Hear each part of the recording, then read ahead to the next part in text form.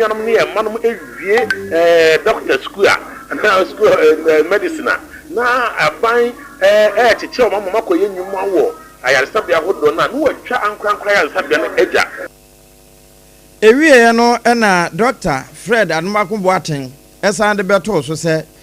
niam nyina betimi akoyi a ene na aban no wonche ne pepepe se de be na ankura fa no wonom to benya wo mo na so agina na aban de enso agina ne na so yie na ne nyina be ya adwuma age nkan bo mu. Ghana Health Service you need quitine facility you need private and you need comparative. You are here and say, you are a patient, there be a good care. In the program, I buy me, I am my Nigeria,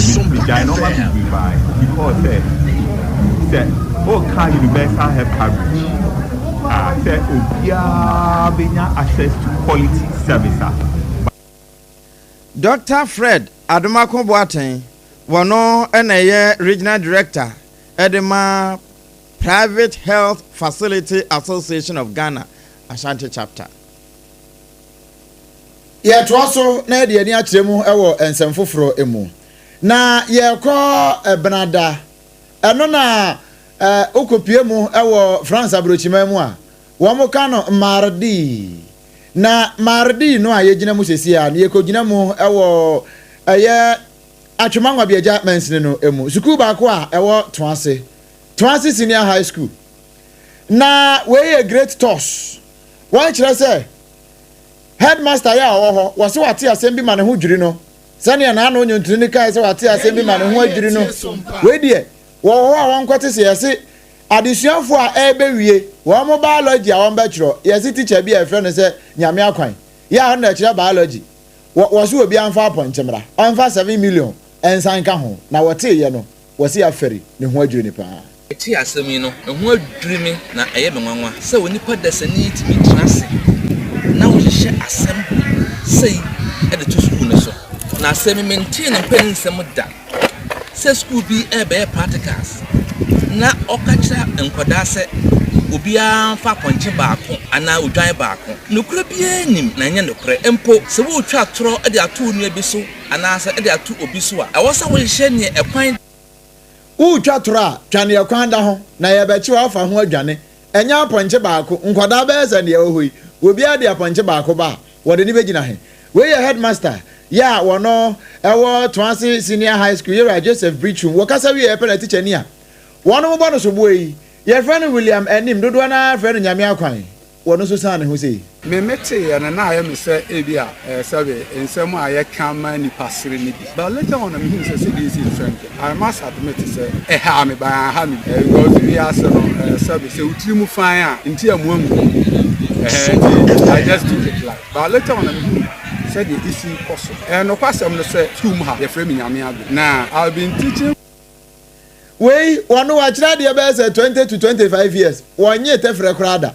ada ya okoje aponche no wie ne ase da bi teacher wa kan de headmaster kan de yankwa de suafo no ho ne emusa won sa so bia no ho espagu masum e na mante ana se bo mpese mo beka ade suafo mo se dey da bia nya no kwe na me adwen kan hwe se obi anfa aponche bia ambra but enimu kra de okan no boa na me adwen dia aponche bia adi ba chonje bibia ye ngan kan hwe se anfa aponche bia ambra eti aye nti so bia se anfa aponche bia ambra so bia ka se anfa aponche emra school na mamu ne na mamu kasa ni se ma enyampa practicals ne kra no yen ka so bia anfa aponche ne de emra yen kan che bibia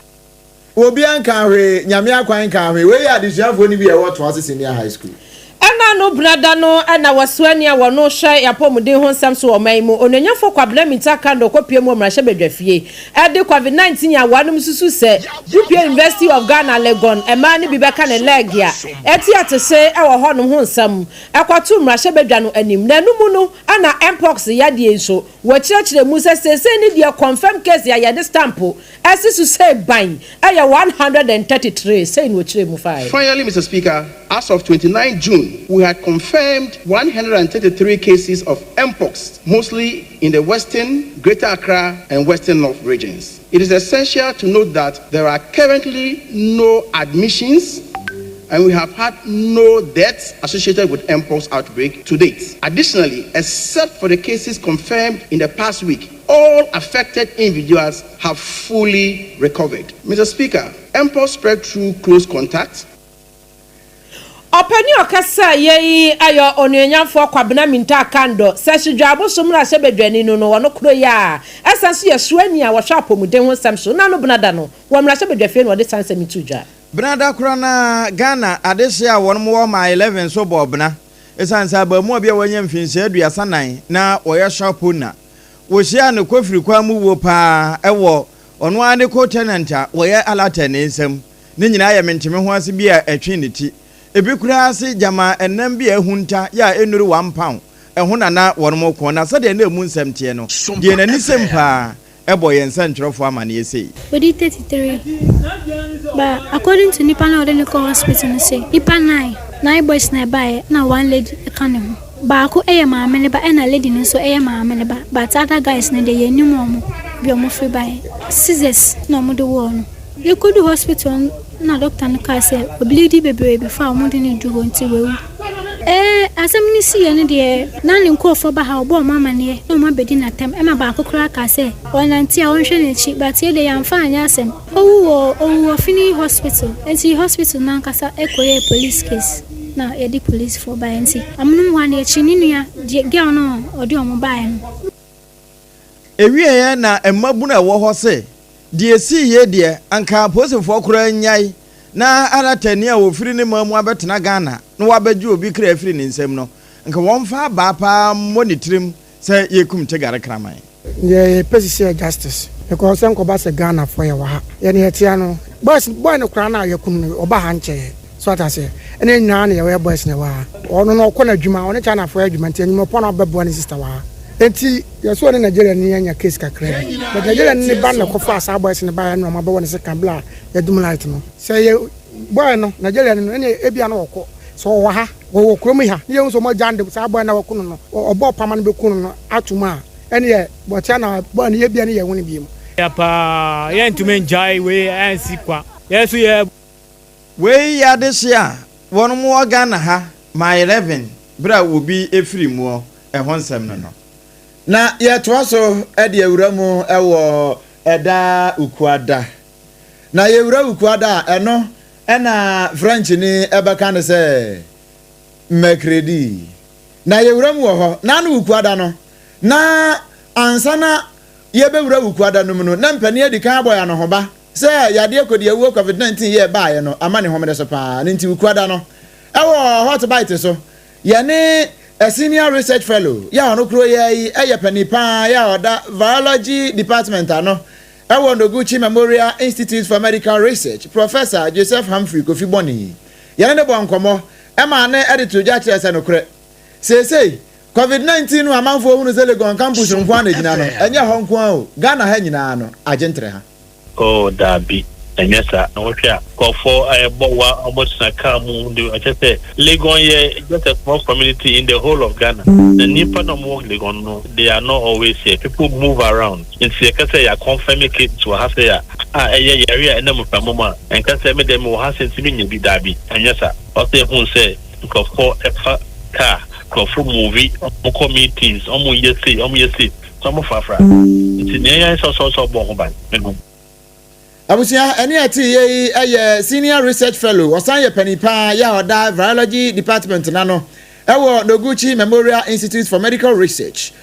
Professor Joseph Humphrey Kofi Boni ne nsem ni bi no wukwada ne nsem atwagu ye ne ba konso ene se interior minister ononyafo Muntaka Mubarak Mohammed ekasa ye ni nyina nafa eya black voter ensutadia no eso ye nyina be kasa Laura Senior High School adisuafo a memene da no pa bi wa mo so de se wa mo kwadwo again wa so cadetifo a na ewom a wa no mo kwatena aka no su a wa no be denchi wo mo ama adisuafo ni nyina ti na nanom se do enum nsam na wa no echeche mu se ehu be hia se adehia wa no ya adisuafo afeti mamufo a wa no ete ben black voter no e wo framantam no wo mbenya life jacket afei enyema bi a wase wo mudi gwakwamu na bo adehia no ho ban no wa no mo hwe no mo nye. Mr. Speaker, the Regional Security Council through coordinated effort with all relevant agencies, have put in place the following measures. 1.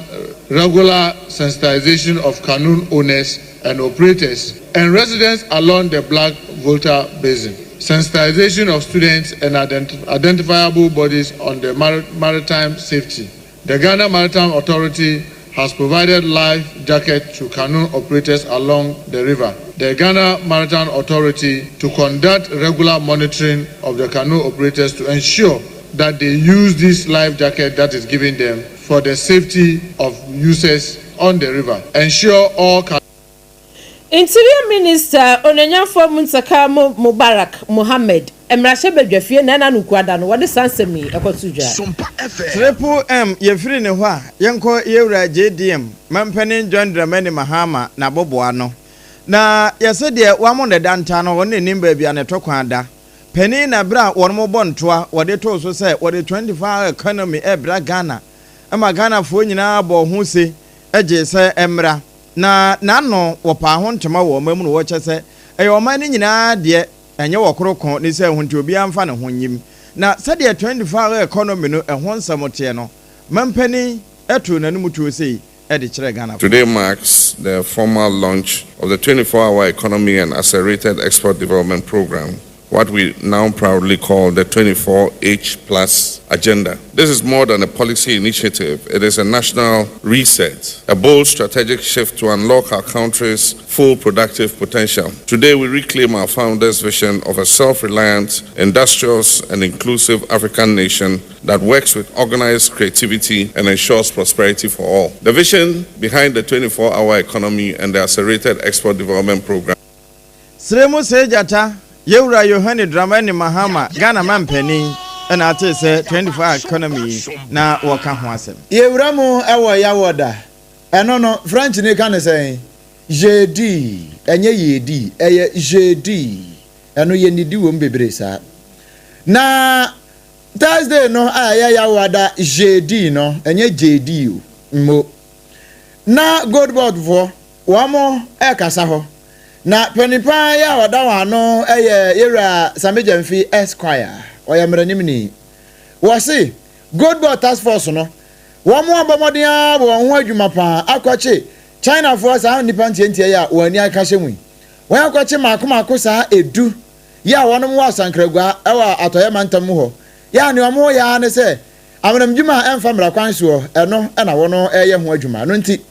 wasi wo mo chi wo no niema bebre ena wo no mo agi edi free wo mo nchen na enwumo ada ya net ni wura no Sameje mfikire mu sei ya no e bi ko eni na no si on the various intelligence officers are always telling the kind of food people is do for the kodi ayi so wa to do a mabo nwoja e wo da je bi mo dino underground crowd we were the whole casino tata me to obi mo ya le se omu to bi ye hwe mu na ke e ye no kre ya ma ya sa ho ya police fo a e wo enkan e ko na me enta di ni chi omu na thank you too. We panim kwankyerɛ fo a hwɛ kyerɛ ɛwɔ Goldboard wa no yewura Samejamfi Esquire na nsɛm ne bi no ya wada na sumu emrahye Bedwafie floor of parliament opani kesi a wono no hwɛ energy and afa green transition ononyafo John Abdullahi Jinapo okokasai efa aban no ekwan a wofa so na eja sɛdeɛ enyamahoden afei sɛdeɛ wanu betimi aboa amankane ahonsam atimi agina yie no okɔkyerɛkyerɛ mu sei ɛno kyerɛ ne nsɛm. The ECG has operationalized and mandated the use of its enterprise resource planning system to integrate and streamline its core business processes, including procurement and inventory management processes. The materials management model of the system, applications and products in data processing system is currently fully operational, and all processes in inventory management are being managed through the SAP system. Openi okasa ye ayononyafo John Abdullahi Jinapo wano ne swani a wo energy any green transition so ana do yawada emrahye Bedwafie ena okodi sankomoi. Yewura Abdullahi Jinapo wojina Emrahye Bedwafie no wo kasa na obi aye din hwe no no ne bi hwe ne se ase na ebi nso echi nanum pampan ne nyina no Leicester Company Limited ya toothpaste na ode atwi ne sintra enti cheek whitening deɛ no deɛ friend sɛ yas whitening no ɛmase no yɛ fita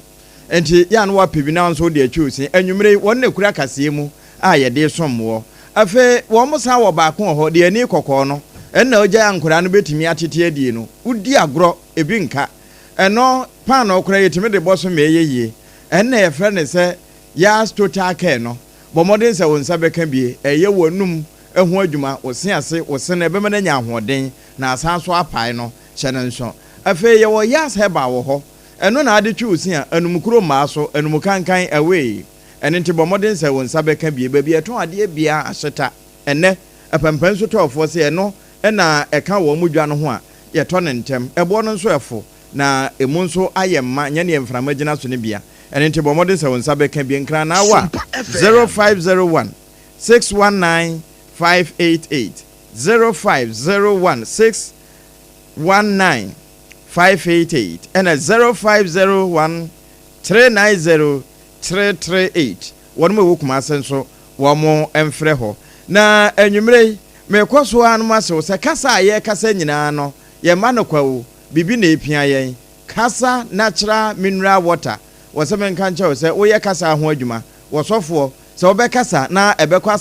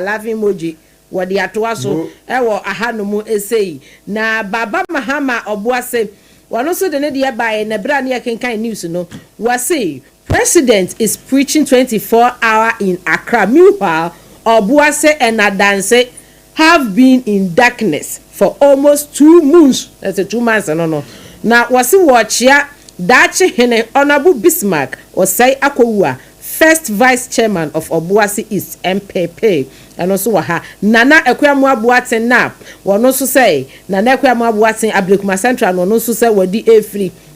But also say no to the lion tongue of JDM. Ghanaians want proper justice delivery. JDM leave Chief Justice Gertrude and yanka ho asam ewo ye kase yi mu. Ye da mu nyina mu ase papa Haji Adama ene ye kenkan Facebook messages no e de ma wo. Na ye de wasi no Leicester Company Limited eso ye mu ena enwumre ye de nsa ne bre wo. Kasa natural mineral water. Ye kasa yi nyina ono ene gugu ye minim. Sana 21st clinic the sciatica commandant sciatica presetter Haxa capsules na mixture wono so eka ye ho ena enu achi no Dr. Time da so wo midimafo herbal center e wo poku asemayira ena afa ebu akwa agogo wono so eka ye ho enne ensema ekọ asu nyina no fosu asara was on Pankransa front desk ho ene ye ni birthday me kura was send me message wonderful birthday to you ene fa apam as of PSC ne nka ho na yam to happy birthday ni ma wo mu mienu Sharita ene se Sharita ni birthday apam PSC ne hwe akatesi kama David you don't fear